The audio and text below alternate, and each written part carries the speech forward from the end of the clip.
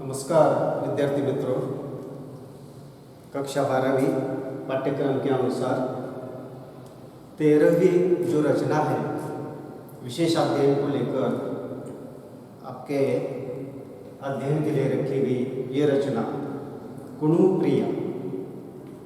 कुणुप्रिया ये जो काव्य रचना है, इस रचना को लेकर भाग 1 में हमने इस काव्य के रचयिता डॉक्टर धर्मवीर भारती इनका परिचय हमने देखा तथा कृति परिचय देखा और इस रचना को लेकर अनेक जो आलोचक हैं इनके क्या मतांतर है, इसको लेकर भी भाग पहले में हमने विस्तार से देखा है।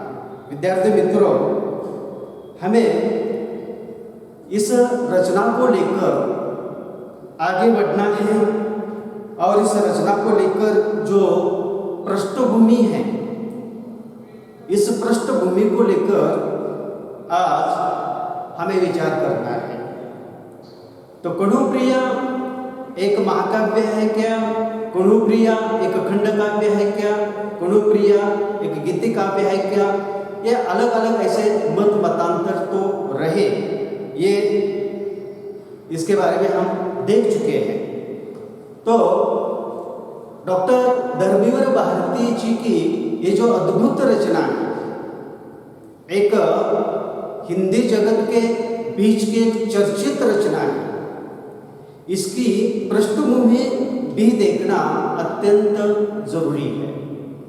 तो इस पृष्ठभूमि को लेकर हम देखेंगे डॉक्टर धर्मवीर भारती की महाभारत युद्ध की पृष्ठभूमि में लिखी कुणुप्रिया कृति हिंदी साहित्य जगत में अत्यंत चर्चित है।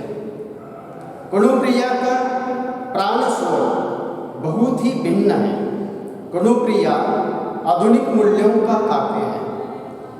उसकी मूल संवेदना आधुनिक धरातल पर उत्पन्न हुई है।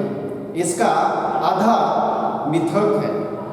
यह मिथक राधा और कृष्ण के प्रेम और महाभारत की कथा से संबंधित है।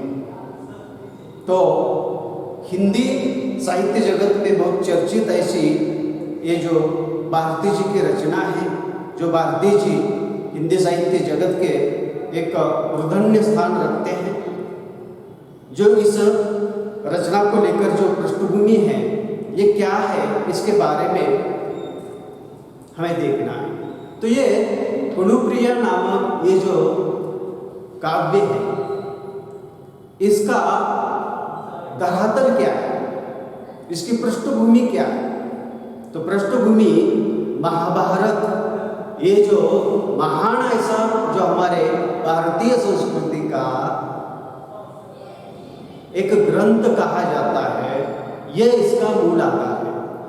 इसके बीच के जो श्री कृष्ण है, कुणुप्रिया, कुणु यानी श्री कृष्ण, तो ये जो श्री कृष्ण है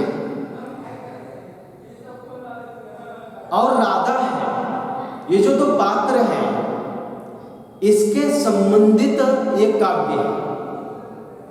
तो महाभारत के युद्ध की पृष्ठभूमि इस काव्य को काव्य शैली के साथ जुड़ जाती है और कुणुप्रिया का एक अलग प्रकार का स्वर जो रहा है, ये ऐसा रहा है कि आधुनिक मूल्यों को प्रस्तुत करता है ये काव्य। इसका मूल आधार जरूर मिथक पौराणिक कथा के साथ जरूर है। पौराणिक पात्र के साथ इसका संबंध इस काव्य का जरूर है। श्री कृष्ण के साथ इसका संबंध जरूर है, राधा के साथ जरूर है। लेकिन लेखक यानी कवि जो हमें दर्शाना चाहते हैं इस काव्य के माध्यम से, तो आधुनिक ये काव्य आधुनिक लोगों को संकेत कराने वाला एक काव्य है। तो देखिए, महाभारत से संबंधित है और राधा और श्री कृष्ण इनके बीच का जो संबंध है, प्रेम का संबंध है, इसको ये काव्य दर्शाता है और महाभारत के कथानक के साथ इसका संबंध है। यह है इस काव्य की कुणुप्रिया नाम इस काव्य की पृष्ठभूमि। अभी देखिए कि आगे कुणुप्रिया अर्थात कन्हैया, कुणुप्रिया अर्थात कन्हैया की प्रिय सखी राधा। तो देखिए कुणु ये किसको संबोधित किया है इस काव्य में? तो श्री कृष्ण के। श्री कृष्ण के अनेक नाम है, कान्हा कहा जाता है, श्री कृष्ण कहा जाता है, ये अलग अलग प्रकार के इनके नाम। तो कुणुप्रिया का अर्थ यह है कि कुणु यानी श्री कृष्ण और कन्हैया की सखी राधा यानी उसे प्रिया ऐसा यह संबोधित करते हैं कवि। राधा को लगता है कि प्रेम त्याग कर युद्ध का अवलंब करना निरर्थक बात है। यहाँ कुणु उपस्थित नहीं है, उन्हें जानने का माध्यम राधा है।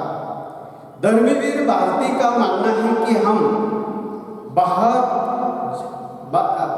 बाह्य जगत को जीते रहते हैं, सहते और अनुभव करते रहते हैं, चाहे वह युद्ध बाह्य जगत का हो चाहे बलिदान का।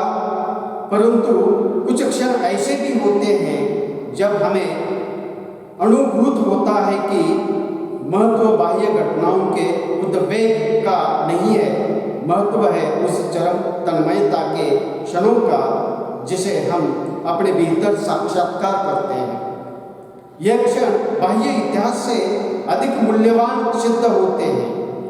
इस प्रकार बाह्य स्थिति की अनुभूति और चरम तन्मयता के क्षण को एक ही स्तर पर देखना किसी महापुरुष की सामर्थ्य की बात होती है।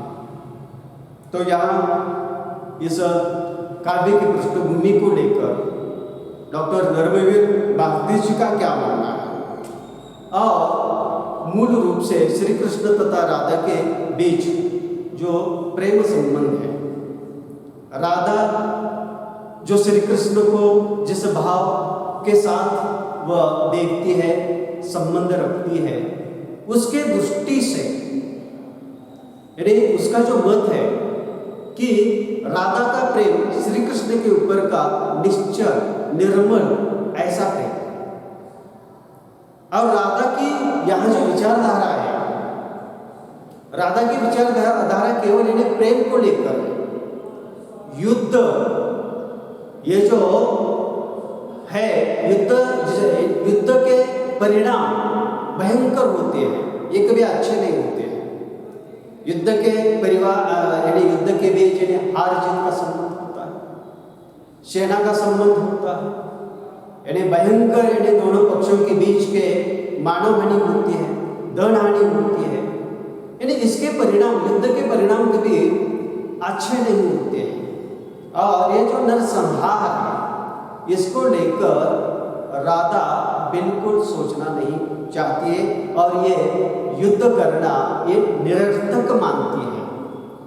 तो यहाँ धर्मवीर भारती का ये जो मानना है इस काव्य के अंतर्गत, कुणुप्रिया इस काव्य के अंतर्गत धर्मवीर भारती ने जो राधा की व्यथा अभिव्यक्त की है, जो कि ये व्यथा, ये कविता या ये जो काव्य है हिंदी साहित्य जगत के बीच बहुत चर्चित रहा। तो इसको लेकर लिखने वाले कवि का मत क्या है? देखिए उनका मानना है, क्या मानना है? देखिए कि सरासर मनुष्य जो जीता है बाह्य जगत को लेकर जीता है।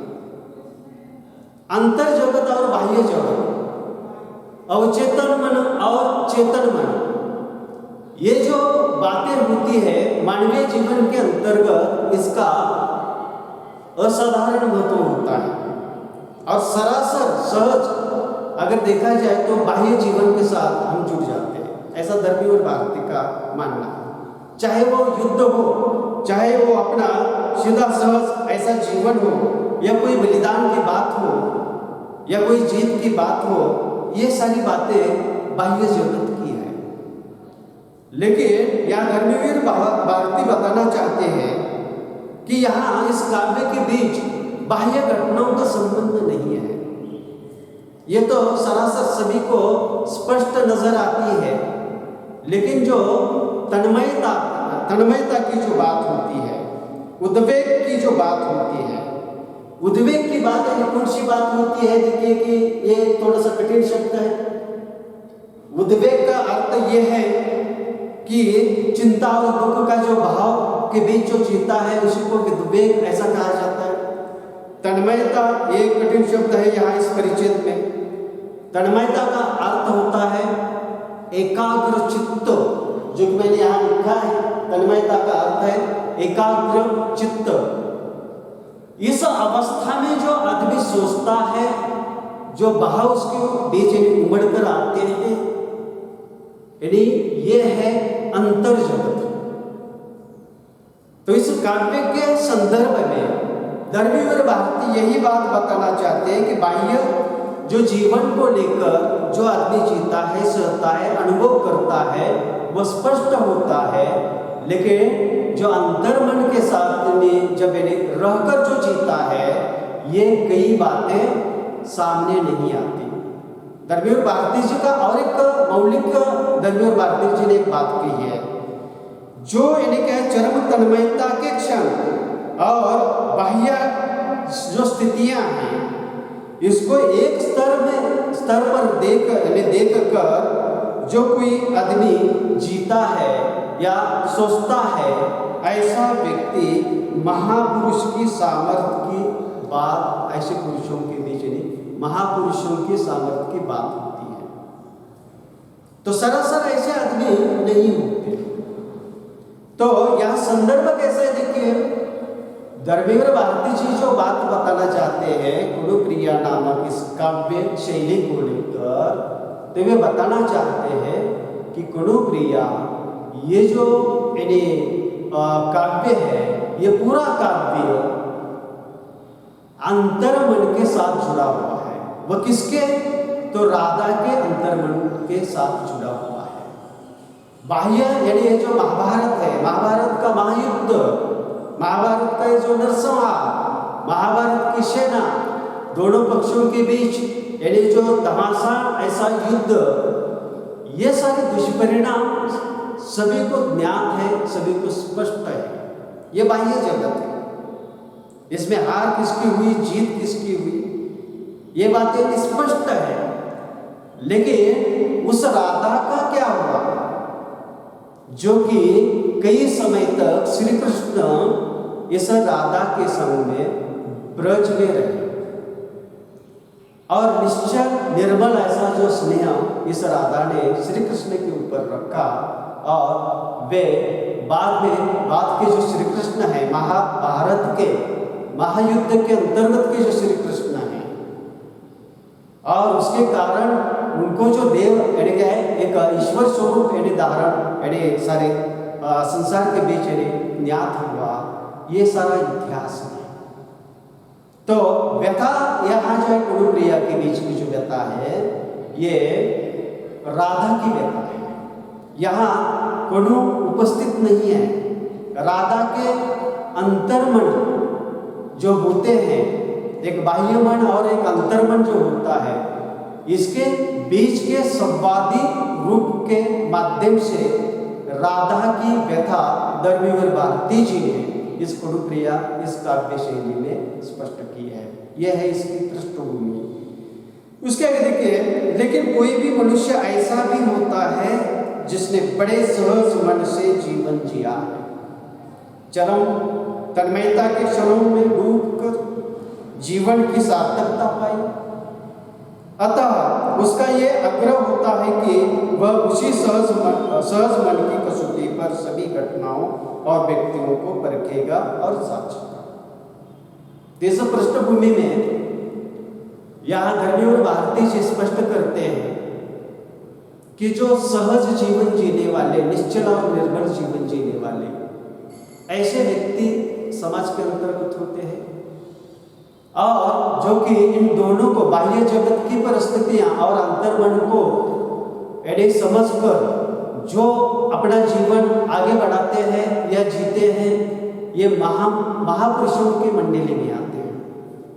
राधा तो ऐसे महापुरुषों के बीच नहीं आ सकती। इसलिए राधा के प्रति दरबी और भारती बात स्पष्ट करते इस काव्य के संदर्भ में कि राधा जो है कि सहज जीवन जीने वाली, चरम तन्मयता के श्री कृष्ण के प्रेम में तन्मय होकर जीने वाली ऐसी जो व्यक्ति है, बाह्य जगत को लेकर उसे कुछ लेना देना नहीं है।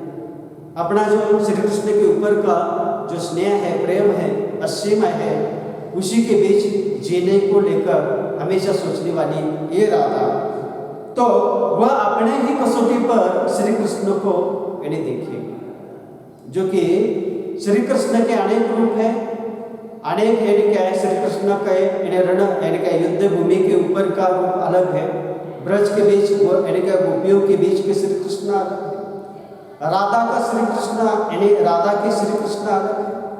तो ये सारी यानी क्या अलग अलग ऐसे स्वरूप श्री कृष्ण के, और आगे जाकर इस महाभारत के महायुद्ध के अंतर्गत का ईश्वरीय रूप यानी श्री कृष्ण है। तो इस बातों को विद्यार्थी मित्रों ठीक तरह से पहले समझना होगा, तभी इस काव्य गुणप्रिया नामक इस कविता के बीच की भावनात्मकता को हम अच्छी तरह से समझ पाएंगे। तो यहाँ राधा अपने ही सहज जीवन के साथ श्री कृष्ण को परखेगी, जांचेगी, इसमें कोई यानी क्या है शक नहीं है।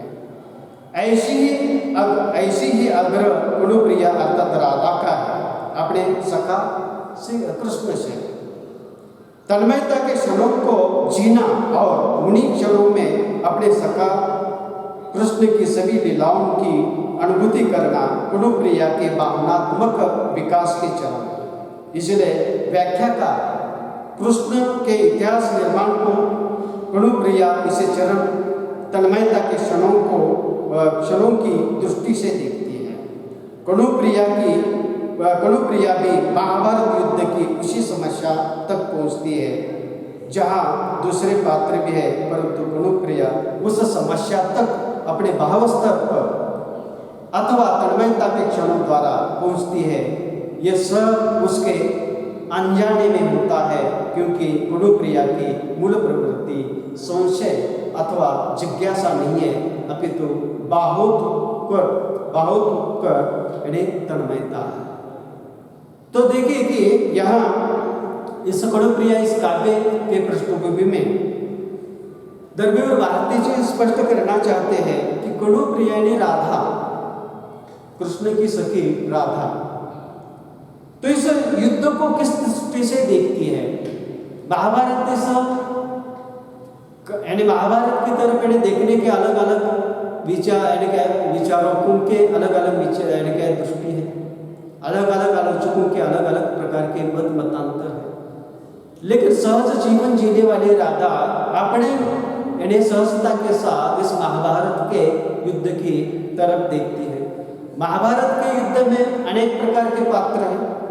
महाभारत के युद्ध के अंतर्गत ने जो कि एक साधारण यानी जो ब्रज के अंतर्गत के गोपियों के साथ लीला करने वाले श्री कृष्ण आगे चलकर इस महाभारत के महायुद्ध के अंतर्गत यानी चले जाते हैं, और उसके बीच हार जीत युद्ध और ये जो नरसंहार है, सेना है, ये जो सारी यानी चीजें हैं उसके बीच के श्री कृष्ण अलग प्रकार के हैं। और इस महाभारत के युद्ध के इतिहास ने श्री कृष्ण को ईश्वरीय स्वरूप किस तरह से क्या दर्शाया, यह एक महाभारत के अंतर्गत का इतिहास है। इसे इन पात्रों को लेकर और इन बातों को लेकर राधा को कुछ लेना देना नहीं है। राधा की दृष्टि जांचना यह तन्मयता के साथ है। राधा का सोचना इन्हें कैसा है, भावनात्मक है। राधा की मूल प्रवृत्ति कैसी है कि संशय को लेकर नहीं है। राधा की मूल प्रवृत्ति है कि महाभारत के अंतर्गत क्या हुआ, हार किसकी हुई, जीत किसकी हुई, इसको लेकर कुछ लेना देना नहीं है। राधा जो अपना प्रिय है, प्रिय सखा जिसे कान्हा कहती है, जिसे यानी क्या है श्री कृष्ण कहती है, तो इस राधा की जो सोच है यह भावनात्मक है, अपने प्रियतम को लेकर है। आगे चलकर इतिहास का यानी क्या उन्होंने बनाया, या महाभारत के अंतर्गत यानी क्या एक इतिहास के पन्ने यानी निर्माण हुए महाभारत के माध्यम से, ये बातें अलग प्रकार से है। इसको लेकर यानी राधा कुछ सोचना नहीं चाहती है, और यही बात धर्मवीर भारती जी बताना चाहते हैं। ये जो गुरुप्रिया, ये जो काव्य शैली है, इसके बीच में केवल राधा की भावनात्मक अभिव्यक्ति है, उसके मन की व्यथा को अभिव्यक्त किया है। राधा कृष्ण से महाभारत युद्ध को लेकर कई प्रश्न पूछती हैं। महाभारत युद्ध में हुई जय पराजय, कृष्ण की भूमिका, युद्ध का उद्देश्य, युद्ध की भयानकता, प्रचंड संवाद आदि बातों से संबंधित राधा का कृष्ण से हुआ संवाद यहाँ उद्धृत है। तो प्रस्तुत बहुत चर्चित ऐसी जो काव्य रचना गुरुप्रिया धर्मवीर भारती जी की रही, इसकी पृष्ठभूमि में आखिर राधा कृष्ण ये जो दो पात्र इस काव्य के बीच का, लेकिन यहाँ कृष्ण उपस्थित नहीं है। राधा के माध्यम से कृष्ण को जाना जा सकता है इस काव्य शैली में। और यहाँ जो राधा के इस महाभारत के अंतर्गत के जय पराजय की बात हो, और उसके अंतर्गत की कृष्ण की भूमिका हो, युद्ध का क्या उद्देश्य था, युद्ध की भयानकता, युद्ध के अंतर्गत का प्रचंड संवाद, ये सारी जो बातें हैं, इन बातों को लेकर राधा अपने अंतर मन से, अपने कणों से, अपने कृष्ण से ये कई प्रश्न खड़े कर देती है, कई प्रश्न। और ये कई प्रश्न यानी धर्मवीर भारती की गुरुप्रिया नामक ये जो काव्य शैली, इस काव्य यानी कविता के अंतर्गत अनेक प्रकार के प्रश्न खड़े किए गए हैं, और इनमें से ये जो कुछ प्रश्न हैं, इनको लेकर हमें अध्ययन करना है। राधा के मन की अवस्था, मन की व्यथा क्या है, यानी राधा कृष्ण से किस तरह से प्रश्न करती है, इस बातों को लेकर, इसको लेकर विद्यार्थी मित्रों हमें देखना है। तो अभी तक हमने इस रचना को लेकर, विशेष अध्ययन को लेकर, जैसे कि बात मैंने कही थी कि विशेष अध्ययन ने उस रचना को लेकर अलग अलग यानी दृष्टि से उसके जो यानी क्या है संदर्भ है, विचार है, उसका यानी ये इन बातों को देखना पड़ता है, और उसके बाद यानी क्या है इस कविता की तरफ हम आगे यानी बढ़ेंगे। तो ये सारी बातें हुई कि इस काव्य शैली का लेकर, गुरुप्रिया काव्य शैली को लेकर यानी इसका संदर्भ क्या रहा है, पृष्ठभूमि क्या रही है, ये इन बातों की चर्चा। तो विद्यार्थी मित्रों, हमें जो अध्ययनार्थ रखे गए ये जो गुरुप्रिया नामक ये जो काव्य शैली यानी रचना है, इसके बीच यानी अलग अलग जो राधा ने प्रश्न अपने अवचेतन मन से कृष्ण से जो किए गए प्रश्न हैं, वे क्या है, इसको लेकर हमारे अध्ययनार्थ रखे गई इस काव्य शैली को लेकर हमें देखना है। तो पहला प्रश्न जो आपके पाठ्य पुस्तक के अंतर्गत है, यहाँ सेतुमय, इसी प्रकार का एक छोटा सा कुछ पंक्तियों के माध्यम से राधा की भावनात्मक अभिव्यक्ति और राधा क्या प्रश्न करती है, तो इसको लेकर पहले इन काव्य पंक्तियों को लेकर पहले देखेंगे। तो देखिए, ये सेतुमय ये जो बात है, ये क्या है, इस काव्य पंक्तियों के माध्यम से जानकर लेने की कोशिश करेंगे।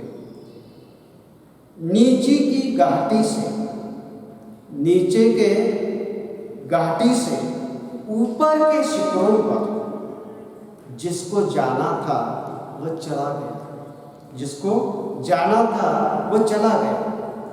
हाय मुझी पर पग रख, हाय मुझी पर पग रख, मेरी बाहों से इतिहास तुम्हें ले गया। हाय मुझी पर पग रख, मेरी बाहों से इतिहास तुम्हें ले गया। सुनो, क्या मैं सिर्फ एक सेतु थी तुम्हारे लिए? क्या मैं सिर्फ एक सेतु थी तुम्हारे लिए? लीला भूमि और युद्ध क्षेत्र के अलांग्य अंतराल में, लीला भूमि और युद्ध क्षेत्र के अलांग्य अंतराल में अब इन सूने शिखरों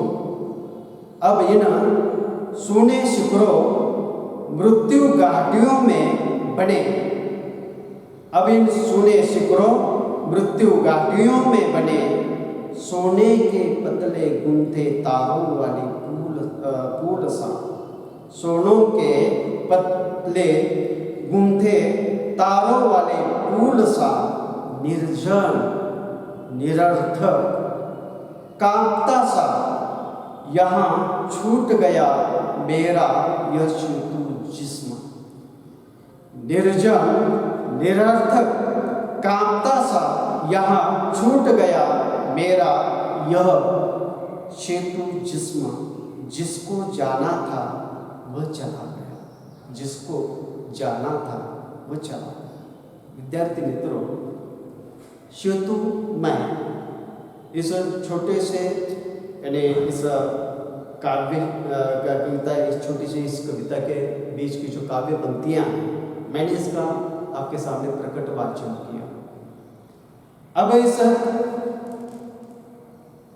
काव्य पंक्तियों के बीच जो थोड़े से कठिन शब्द आते हैं उसको लेकर पहले विचार करें। लीला भूमि, प्रेम भूमि, इसका अर्थ है युद्ध क्षेत्र। युद्ध क्षेत्र का अर्थ यह है कि जो कि युद्ध का जो मैदान होता है उसी को युद्ध क्षेत्र ऐसा कहा जाता है। अलंघ्य ऐसा एक शब्द है। अलंघ्य का अर्थ है जिसे पार न किया जाए, न पार करने योग्य, ऐसे इसका अर्थ है। अंतरा यानी बीच का, ऐसा इसका अर्थ है।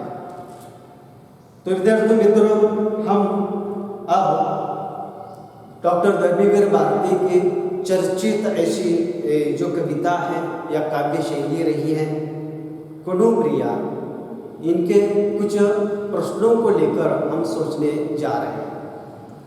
सेतु में, सेतु यानी क्या? पुल। तो यहाँ क्या भावनात्मक अभिव्यक्ति हुई है, इसे पहले समझ कर लेने की कोशिश करेंगे। तो नीचे की घाटी से ऊपर के शिखरों पर जिसको जाना था वह चला गया। सेतुमय के बीच की 3 पंक्तियां। अब देखिए कि यहाँ इस काव्य के अंतर्गत का प्रमुख ऐसा जो पात्र है कौन है? तो कनु की सखी प्रिया यानी राधा है। अब इस काव्य की पृष्ठभूमि को हम अच्छी तरह से समझ गए हैं। अब राधा की जो व्यथा है इसका संदर्भ ऐसे देखिए कि श्री कृष्ण ब्रज के बीच नहीं राधा के संग जो रहे, एक श्री कृष्ण का जीवन का हिस्सा कुछ राधा के साथ जब यानी क्या है कुछ समय तक ब्रज में बीता, उस समय के बीच जो राधा श्री कृष्ण के साथ जुड़ी हुई है और महाभारत के महायुद्ध के अंतर्गत की भूमिका को निभाने के लिए जब श्री कृष्ण महाभारत के महायुद्ध के अंतर्गत चले जाते हैं, ये श्री कृष्ण का अलग रूप है। तो यहाँ राधा जब इन्हें इसे छोड़कर जब श्री कृष्ण चले जाते हैं, तब राधा ब्रज की जो राधा है इसकी क्या अवस्था हो चुकी है, जिसके साथ इन्हें निश्चल निर्मल ऐसा स्नेह प्रेम किया, उस राधा की अवस्था नीचे घाटी में जो ब्रज के अंतर्गत रहने वाली और श्री कृष्ण के साथ कई समय इन्हें जिन्होंने बिताया, ऐसी एक श्री कृष्ण के ऊपर अपार प्रेम करने वाली ये राधा जब श्री कृष्ण महाभारत के युद्ध में कूद पड़े और वहाँ गए तब इन्हें इसके मानसिकता का चित्रण यहाँ हुआ है। तो नीचे की घाटी से ऊपर के शिखरों पर, अब देखिए नीचे के घाटी में कौन है स्थित, तो यहाँ राधा है। ऊपर के शिखरों पर जो यानी पहुंचने वाला कौन है, तो श्री कृष्ण। श्री कृष्ण का ये जो रूप है महाभारत के महायुद्ध के अंतर्गत का, ये महाभारत के बीच का यानी महाभारत के बीच का प्रमुख ऐसा यानी एक भूमिका निभाने वाले ये श्री कृष्ण। इसके कारण सारा संसार इनको जानता है। ऐसा विराट रूप श्री कृष्ण का महाभारत के महायुद्ध के अंतर्गत की भूमिका का। तो यहाँ यही बात है, ऊपर के शिखरों पर जिसको जाना था वो चला गया। व्यथा बताती है यहाँ राधा की, मैं नीचे के घाटी में रहने वाली, ऊपर के शिखरों ऊंचे शिखरों तक पहुंच गए, मेरा कहना मेरा यानी कुनु पहुंच गया। लेकिन मुझे छोड़कर जब ये चला गया तब मेरी क्या अवस्था है इसकी तरह किसी ने देखा नहीं, ना उन्होंने देखा ना दूसरों ने देखा। तो इस मानसिकता में जीती हुई ये राधा कहती है, जिसको जाना था वो चला गया, जिसको इनको श्री कृष्ण चले गए। हाय मुझी पर पग रख कर मेरी बाहों से इतिहास तुम्हें ले गया। हाय ऐसा जब हम कहते हैं तो अंतर मन के बीच की भावनात्मकता की अभिव्यक्ति होती है। और यहाँ राधा कहती है, हाय मुझी पर पग रख कर, पग यानी कदम पैर, मेरे ऊपर यानी पैर रखकर तुम इस ऊंचे शिखरों तक चले गए, ऊंचे शिखरों तक यानी पहुंच चुके, और मैं तुम्हारे ऊपर असीम प्रेम रखने वाली नीचे घाटी में अपनी जगह पर तुम्हारे इंतजार में यहां खड़ी रही। ये व्यथा है।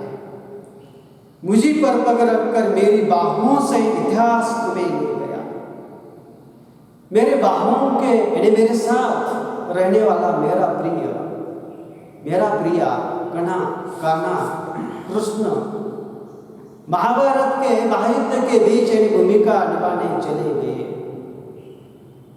मुझे छोड़कर चले गए, और मेरे पास रहने वाले बाहों से यानी कि मेरे पास रहने वाले यानी इतने दूर चले गए कि अब राधा और श्री कृष्ण ये जो प्रेम का इतिहास है ये लोग भूल गए हैं।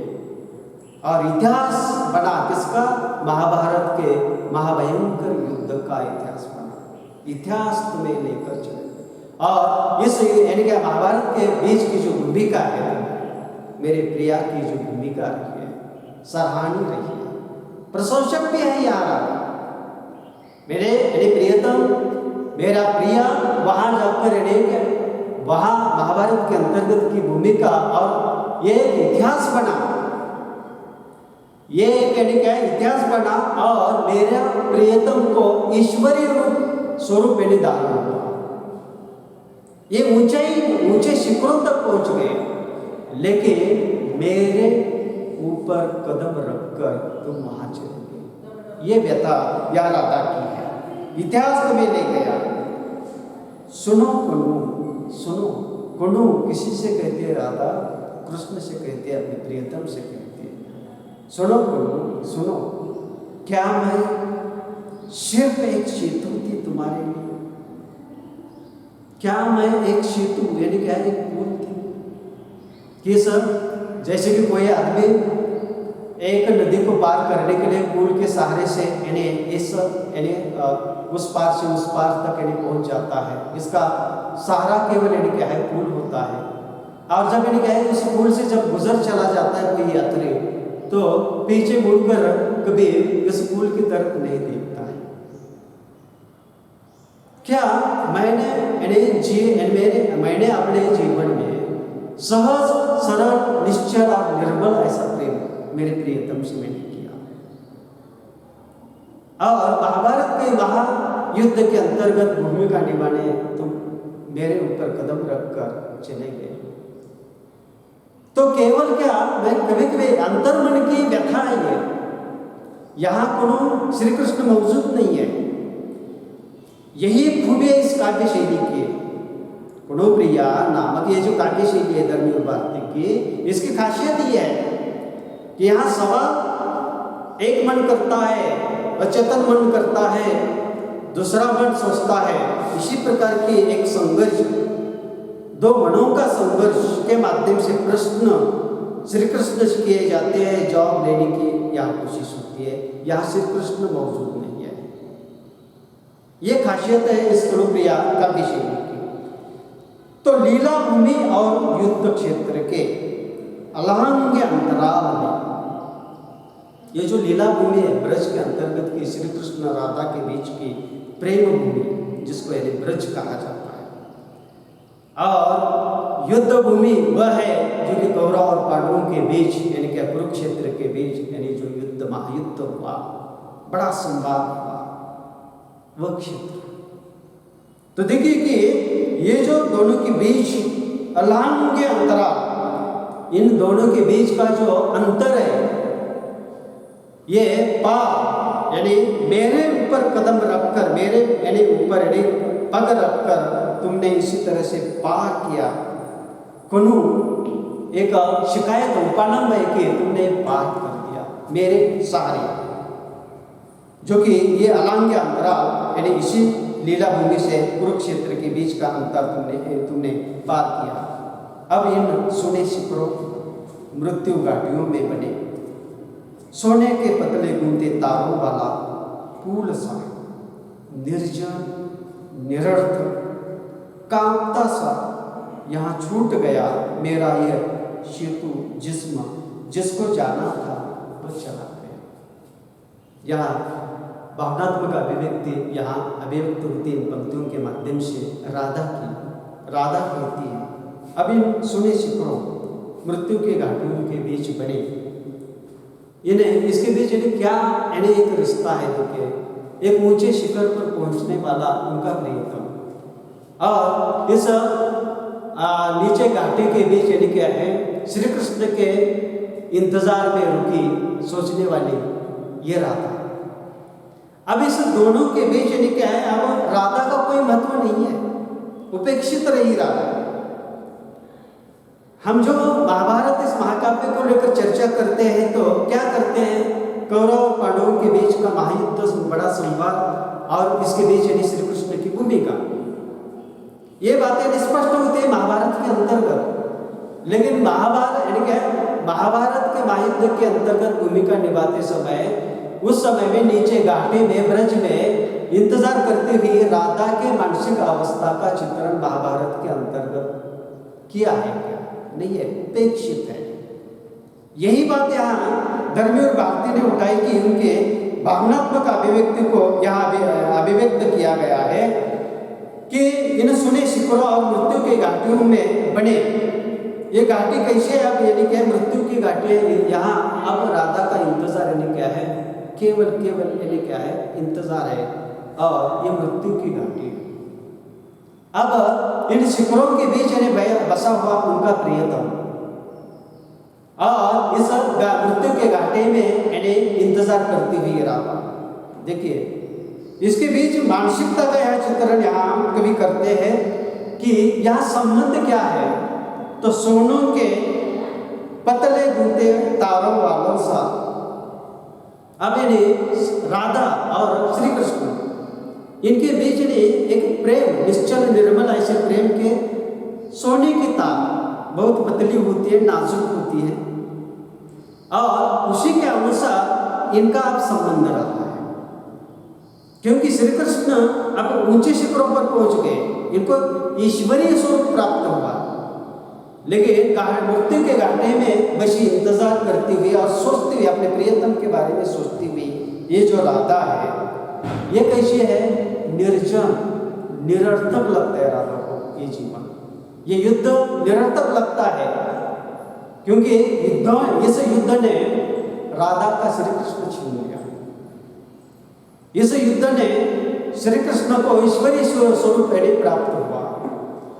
ये जो शरीर निर्जन निरर्थक कांपता सा ये जो शरीर है, जिस्म, सेतु रूपी जिस्म,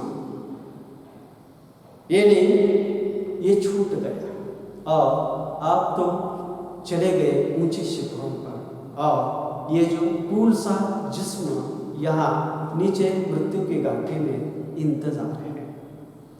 बहुत ही भावनात्मक अभिव्यक्ति राधा के अंतर्मन की यहाँ सेतु में इस कविता के अंतर्गत के का या इस पद के अंतर्गत जो पंक्तियाँ हैं, इनके माध्यम से यहाँ कवि धर्मी और भारती जी ने अपने अंतर्मन की छटपटाहट, एक व्यथा यहाँ राधा की अभिव्यक्त की है। प्रश्न किया है कि केवल मैं सेतु थी कि ऊंचे शिखरों तक जाने के लिए पुल सा, यानी क्या ये जो जिस्म इसका केवल उसके ऊपर कदम रखकर तुम ऊंचे शिखरों पर चले गए। अब देखिए कि यहाँ धर्मी और भारती जी एक बात कहना चाहते हैं। मैंने कहा कि धर्मी और भारती का ये जो यानी काव्य है कैसा है, आधुनिक मूल्यों को प्रस्तावित करता है या प्रस्तुत करता है। यहाँ पात्र कौन सा है, राधा श्री कृष्ण जरूर है, इसके साथ इसका संबंध जरूर है, लेकिन ये जो व्यथा है, आधुनिक मूल्य क्या है, इसमें क्या दर्शाना चाहते हैं, हमें कवि क्या बताना चाहते हैं। तो कवि ये बताना चाहते हैं कि आज का ये जो जीवन है आपाधापी का जीवन है, संघर्ष करने के लिए, जैसे कि श्री कृष्ण युद्ध भूमि में चले गए महाभारत के, लेकिन आज हमारे घर परिवार के जो लोग हैं रोजी रोटी के लिए अपने माता से, परिवार से छोड़कर यानी कि दूसरी जगह पर शहरों में आकर बसते हैं। लेकिन एक माँ की व्यथा ये होती है, जैसे कि राधा की जो व्यथा है उसी के अनुसार होती है। बेटा यानी देश विदेश गया है, अब संपर्क नहीं रहा है, लेकिन उसके ऊपर का जो स्नेह है ये कायम होता है। वह यानी वहाँ जाकर बहुत बड़ा आदमी बना है, लेकिन बहुत बड़ा बना इस बात को लेकर कोई यानी शिकायत नहीं होती है, बल्कि गर्व होता है। और यही एक छटपटाहट होती है। और ये जो चीज़ें हैं, आधुनिक मूल्य क्या है इसमें, तो यही बातें यहाँ कवि धर्मी और भारती बताना चाहते हैं। यहाँ कोई राधा को लेकर नहीं, वो बड़े वो ईश्वरीय स्वरूप प्राप्त किया, इसको लेकर कोई शिकायत नहीं है, लेकिन उसके अंतर्मन की जो छटपटाहट है, उसकी जो व्यथा है, एक असीम प्रेम रखने वाली श्री कृष्ण के ऊपर रखने वाली जो राधा है, इस अंतर्मन के व्यथा को यहाँ व्यक्त किया है। और आज आधुनिक युग के अंतर्गत यानी यही बातें होती है, जबकि परिवार और परिवार का कोई व्यक्ति दूर चला जाता है तो परिवार के लोगों का जीवन, राधा की मानसिक अवस्था जिस तरह से हुई है, इंतजार में किस तरह से जीते हैं, लेकिन मजबूरी होती है, ये सारी जो चीज़ें होती हैं यहाँ धर्मी और भारती जी यहाँ स्पष्ट करना चाहते हैं। तो विद्यार्थी मित्रों, जहाँ तक मैंने यानी इसका संदर्भ हो सके एक एक शब्दों को लेकर मैंने आपके सामने प्रस्तुत किया है। तो सेतु में इस यानी क्या है पहले पद के अंतर्गत या पहले के इसका काव्य पंक्तियों को लेकर हमने सोचा है। अब इस कविता को लेकर भाग तीसरे में राधा ने जो अनेक प्रकार के प्रश्न क्या क्या किए हैं, जो अध्ययन करके गए, इसके बारे में अगले भाग में हम देखेंगे। धन्यवाद।